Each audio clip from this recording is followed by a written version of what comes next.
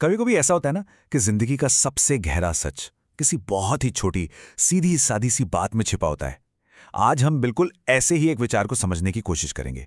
देखेंगे कि कैसे एक छोटा सा वाक्य एक सरल जीवन का पूरा नक्शा दिखा सकता है। तो ये है वो वाक्या।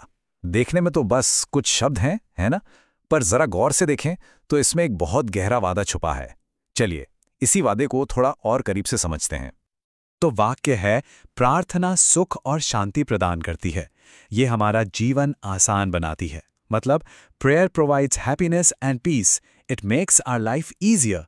अब देखिए, ये सिर्फ एक कही सुनी बात नहीं है। ये अपने आप में एक पूरा दावा है। तो क्यों ना इस दावे को थोड़ा परख कर देखा जाए। असल में ये जो वाक्य है ना, ये एक नक्शे जैसा है, एक मैप, जो एक शुरुआती पॉइंट से शुरू होकर हमें एक मंजिल तक ले जाने का रास्ता दिखाता है। तो चलिए इस मैप के हर मोड़ को, हर हिस्से को समझते हैं।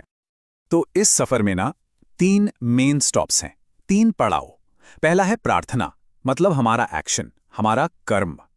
फिर इस एक्शन से मिलता है सुख और शांति, जो कि उसका नतीजा है।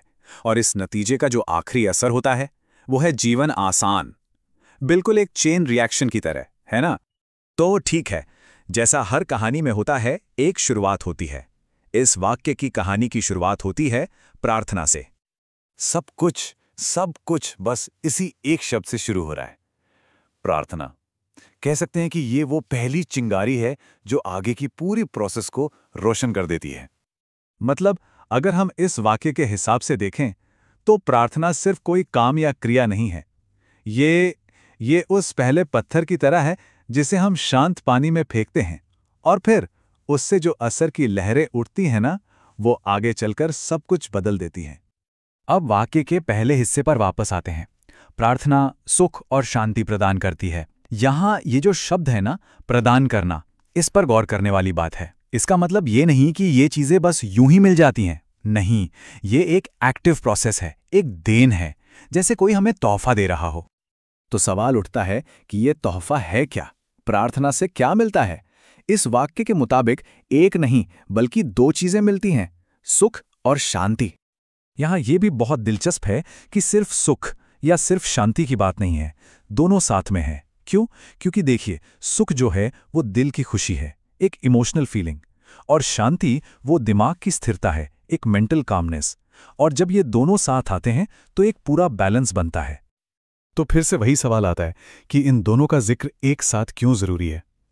शायद इसलिए कि बिना शांति के सुख शायद थोड़ी देर का ही हो, है ना? और बिना सुख के शांति में भी एक अधूरापन, एक खालीपन सा लग सकता है। पर जब ये दोनों एक साथ होते हैं, तब जाकर एक बैलेंस्ड स्टेट, एक मुकम्मल एहसास बनता है। चलो ठीक है, ये तो हुई अंदर की बात, मन की बात। लेकिन इस अंदरूनी सुख और शांति का हमारी बाहर की दुनिया पर, हमारी जिंदगी पर क्या असर होता है? और यहीं ये वाक्य अपना सबसे बड़ा दावा पेश करता है।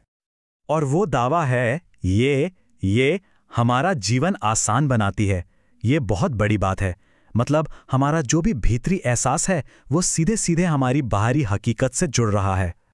तो फिर जीवन आसान होने का मतलब क्या हुआ? इसका मतलब ये नहीं कि मुश्किलें खत्म हो जाएंगी, नहीं।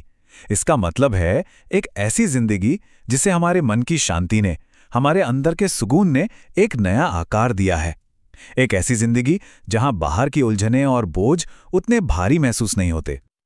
तो अब हम पूरी तस्वीर को एक साथ देख सकते हैं, है ना? ये एक सीधी सी लाइन है, एक क्रिया है प्रार्थना, उससे एक अंदरूनी बदलाव आता है, सुख और शांति। और आखिर में यही अंदरूनी बदलाव एक बाहरी नतीजे को जन्म देता है, जो है आसान जीवन। तो देखा जाए तो हम घूमकर वापस उसी एक वाक्य पर आ गए। और अब हम जानते हैं कि ये सिर्फ कुछ शब्द नहीं है, बल्कि ये एक पूरी बदलाव का सफर है। एक बहुत ही सरल से काम से शुरू होकर एक बहुत ही गहरे नतीजे तक पहुंचने का सफर।